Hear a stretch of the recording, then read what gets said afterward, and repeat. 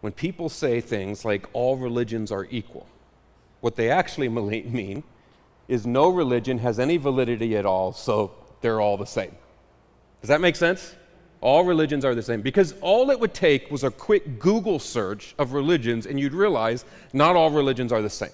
So what that statement actually means is we don't need to take any of them seriously as a guide for life because they're all gobbledygook. You can Google gobbledygook and you'll see exactly what I mean. They are not the same. They agree on many things, and we should pay close attention to what they agree on, but they differ wildly on many points. To claim that they're the same is to dishonor them and the cultures they were born in. Now, this is fantastic because look at this. The idea that God is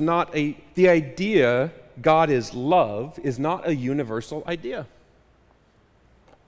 Doesn't that feel like that's like a core idea to human beings? God is love. That is not universal. Followers of Jesus believe in God as a Trinitarian community that loves amongst the self between the Father, the Son, and the Holy Spirit, has a perfect love.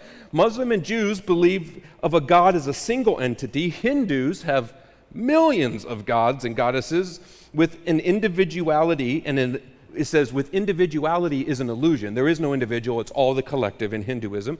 Buddhists don't take God to be any kind of being at all, but merely a state of consciousness that we arrive through the eightfold path. That's Buddhism. And indigenous people often see God in nature or as nature. So clearly all religions are not the same. So then, don't we then basically look at that with all these contradictory views of God throughout history, some that have maintained thousands of years? And then what would we say as a modern person to that, all those, once we were shown that they're not all the same? Well, you know what it is. It's like the blind man and the elephant. Have you heard this?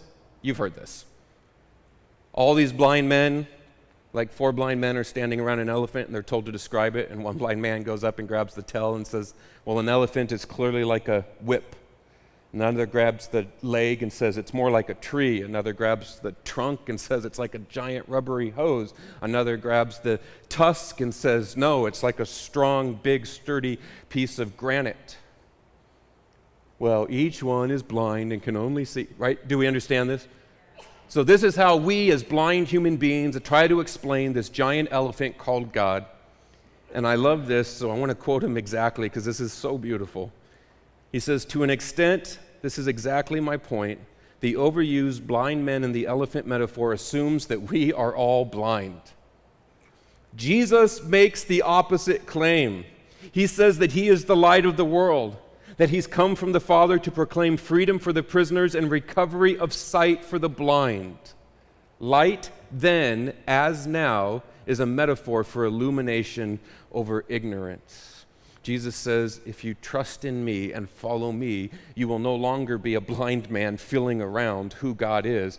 I will turn the lights on of your life and you will see who he is. Have you ever thought about that? If anybody ever comes at you with that illustration to try to lump Christianity in with the rest of those, you go ahead and tell them, I'm no longer a blind man fooling around. My God has made me alive and has lit the path that I am walking on.